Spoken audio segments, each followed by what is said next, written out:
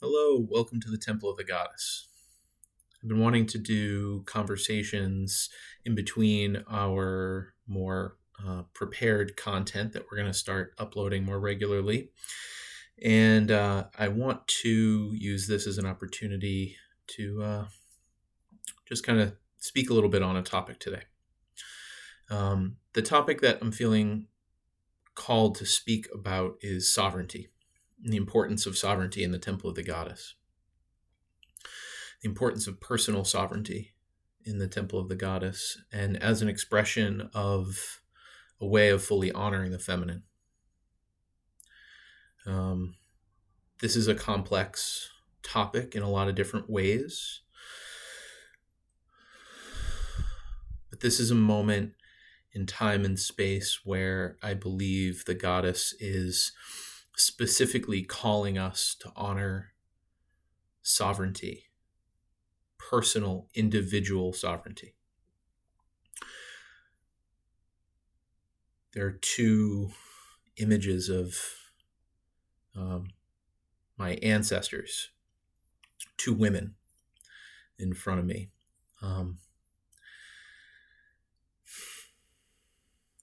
One of them, we don't even fully know their name, actually. But both women were forced into strange marriage arrangements with the men who would become their husbands. And my great-grandmother, who is probably about the same age as these two women, and maybe one of them a little older, one of them maybe a little younger, but both have a similar story to my great-grandmother, who all three of them were in some form of extreme poverty at one point or another, and under extreme duress. And each of them was married to, I believe in each of the cases, a much older man who had means. And I think each of the three women had their own relationship to that. I think probably my great-grandmother, these two ancestors are related to my spouse. But my great-grandmother ended up having a relatively peaceful and loving and affectionate relationship up until her husband passed away. I believe one of them was pretty angry about it, and the other one, we don't have the story of exactly how it went for them. But I use these three ancestors of mine as the jumping off point for talking about sovereignty and why sovereignty is such an important topic within the Temple of the Goddess. And why I believe that sovereignty is really at the heart of what we are trying to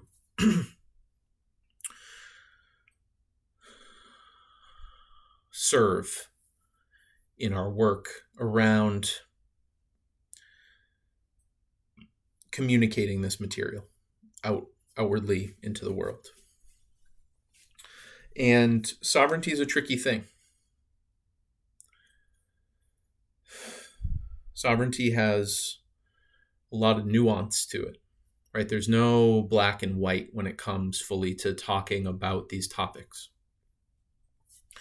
I think, especially in 2025, especially in this moment in time and space, we can look back and see shades of gray. We can see nuance in all of these stories, right? We don't need to ascribe blame or shame or attacks against anybody. But we can also hold, I don't know how much longer much of our species will be able to hold the nuance of this topic, but the topic holds the nuance of survival. It holds the nuance of survival so close to it. And so as a result of it, I think it's easy for one person to look at the story and take one lesson, and another person to take a look at the story and take a completely different lesson. For me, the conversation about sovereignty comes down to a conversation about coercion and power dynamics.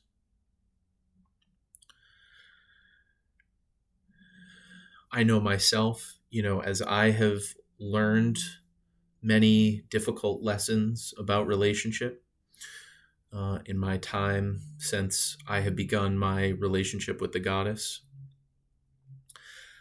I certainly have struggled against my own past conditioning to drop those pieces away and to welcome in a deeper, truer form of honoring someone else's sovereignty fully. And, I know that was certainly not something that was talked about in my relationship, and when I chose to step away from my immediate kind of nuclear family dynamic when I was, around 18, I didn't even have the words to describe, my sovereignty not feeling honored or respected. I didn't have those sorts of words, but they're so important for each of us to be able to find our relationship to. And sovereignty, personal sovereignty, as well as sovereignty of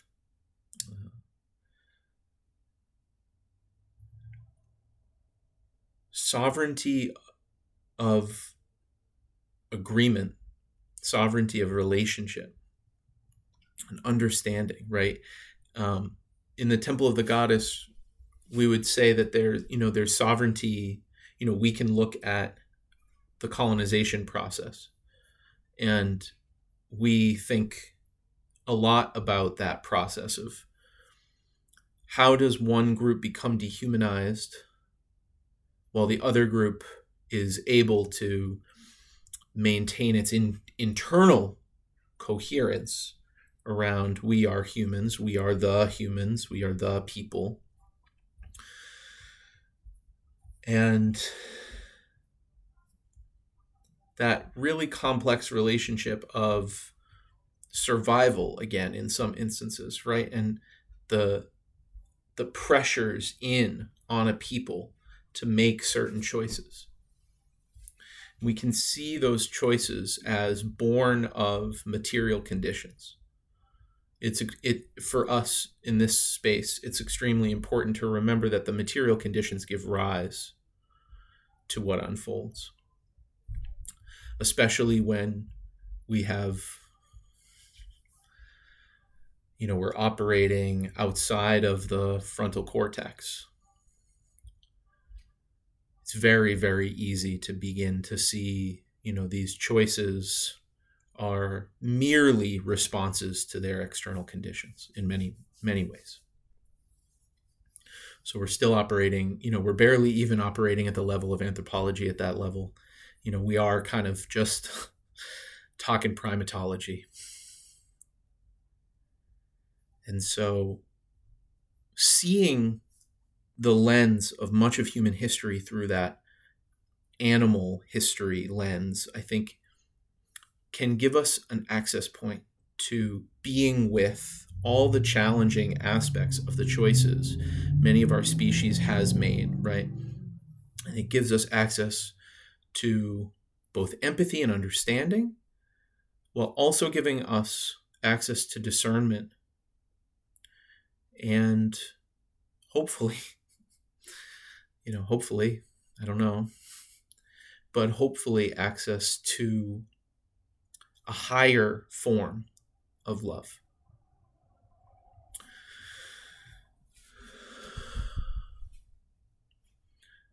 A higher form of love that is not about coercion, a higher form of love that is not about domination, a higher form of love that is not about you give me an aspect of my transaction and I give you an aspect of the transaction.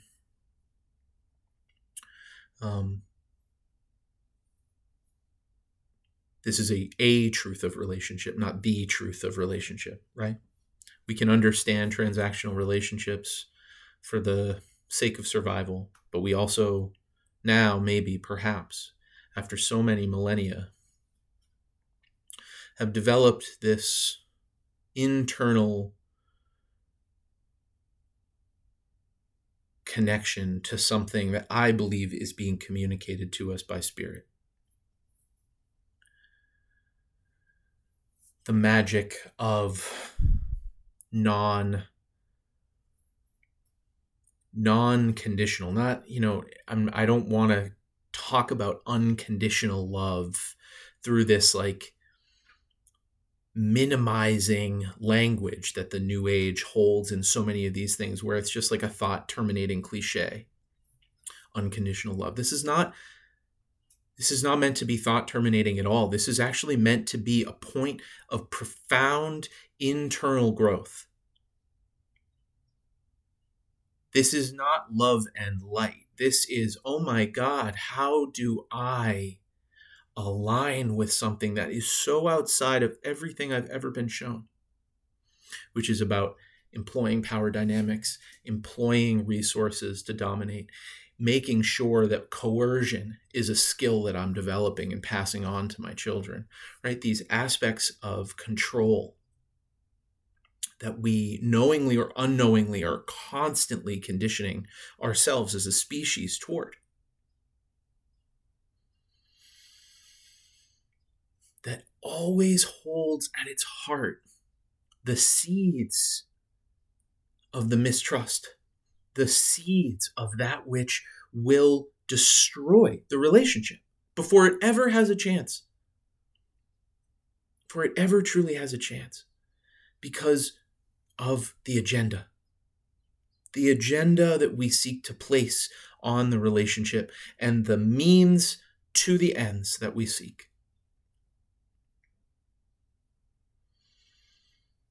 There are moments of profound difficulty in life.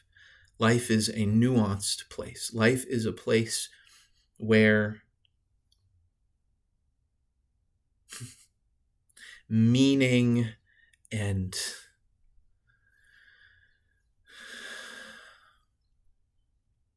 values and ideals and all of these things are broken down, ground to dust by the truth of life sometimes. Right? And so it is not enough to have it be, oh, unconditional love, bro. No. That's not what I'm talking about. I'm talking about my life has been wronged by a thing. How do I come into peace about what's really happened to me? How do I grieve that I will lose everything I love? Sometimes in ignoble and horrible ways. How do I come to peace about this? How do I come to peace with the monster that inhabits me? That I can see inside of myself the parts that are willing to lie, manipulate, dominate, control others through various means. How is it that I can come to deep relationship and relating with that part of myself and unflinchingly spend the, no BS here, spend the years in the ebb and the flow with that part of yourself where you're like, I didn't even realize it had snuck in somehow.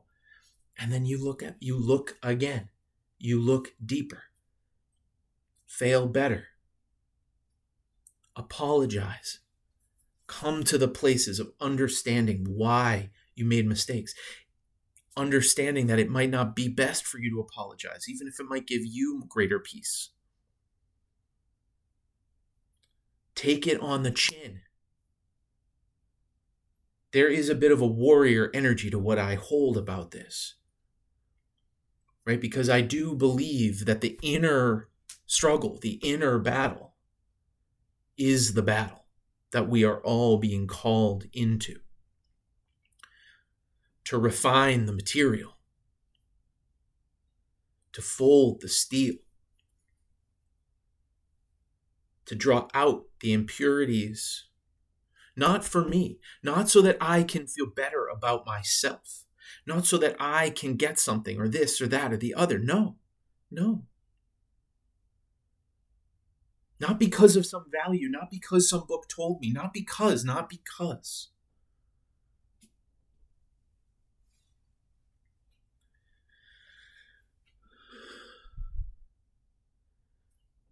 But because when I go deep enough,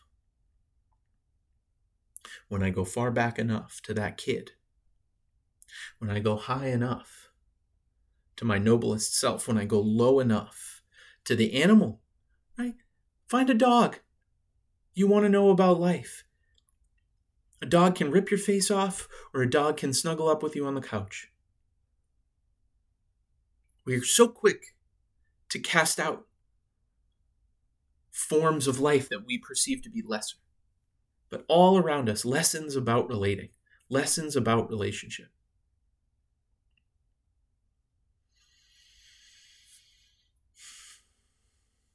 Find inside yourself the sovereignty that you demand. And if you can't find that sovereignty, go looking for it. Maybe nobody in your life will be able to stand that. Maybe nobody in your life will be able to integrate that change in your being. And those are some of the other really, really hard parts. What happens if I lose everything for my sovereignty? Great question. Is that worth it to you? Is that a fair trade in your mind? I don't know. And these are some of the nuances, right? I can't look at many of those people and say, oh, you should make a different choice. I can't look at those people and say, you made the wrong choice. I can't look at that. But I can acknowledge, is that the type of relationship I want to propagate within my life, right?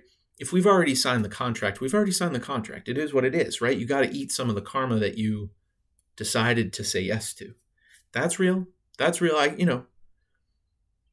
The goddess's part of the sovereignty is like, you sign the contract. You got to make sure that you get out of the contract right. You can't be all willy-nilly about it and expect there not to be any consequences back on yourself. And let's say I'm relatively free of entanglements, which is kind of the first layer that we're trying to think about when we do this work internally, is like, how do I get myself to this layer of I can look at all of my entanglements clearly? I have this entanglement here. I have this entanglement here. I have this entanglement here. How do I relate to these entanglements and say to myself, what do I want to keep in my life? What do I want to say yes to? And also, what is it that for me I have to say no to? Because it's already a no. I'm just lying to myself about a yes. These are hard choices in many instances. These are heart-wrenching, heartbreaking, life-altering changes that can be made in one's life. This is not easy. Not easy at all. Not easy at all.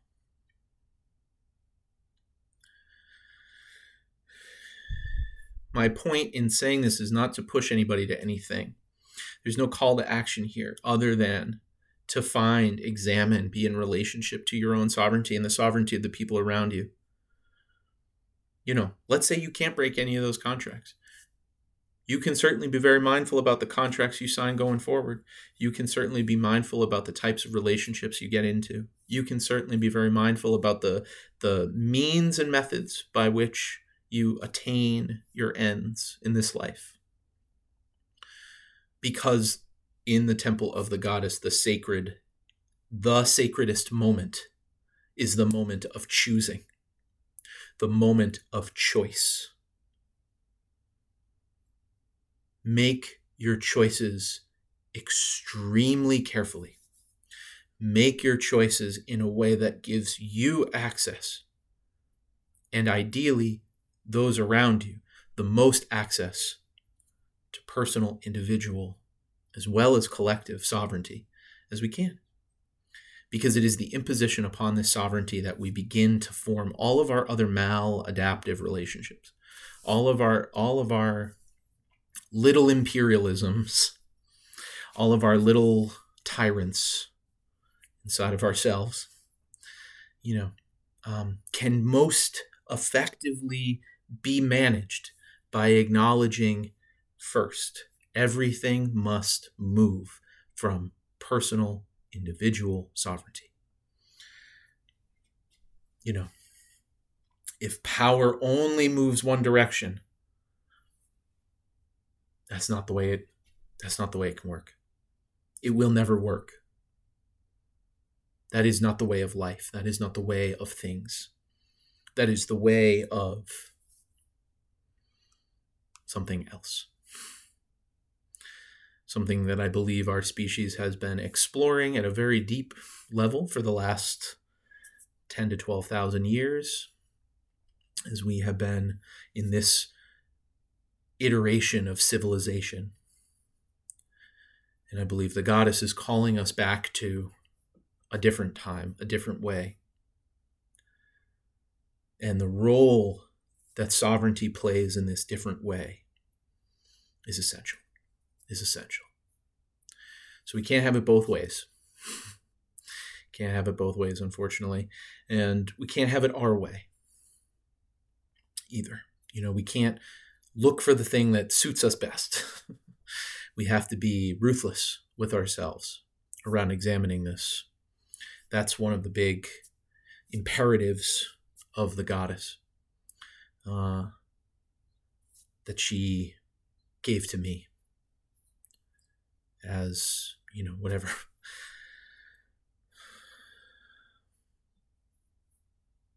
When she asked me to be her champion.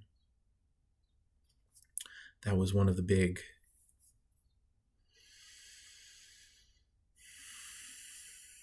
teachings that came first. It was channeled through a teacher of mine who passed it along to me, and then I took those. It was these kind of asks specifically from the goddess that I've spent the last 10 years getting my butt whooped by. And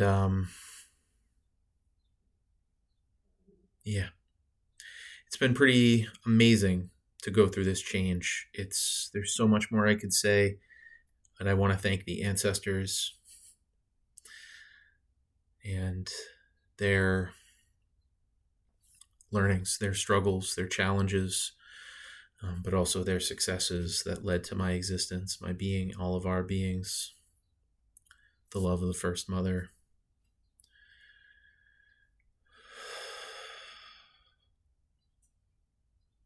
I want to thank you all for being here, for watching any of this, participating in this communication. I want to thank the goddess for being here with us, the goddess of earth, the goddess of heaven, and the goddess in between who worships and watches over all of our decisions, all of our choices at the crossroads.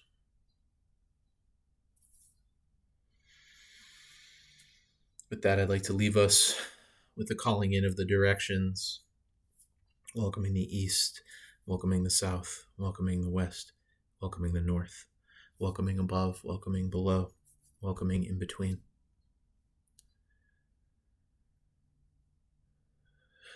May you be blessed as you walk through the world.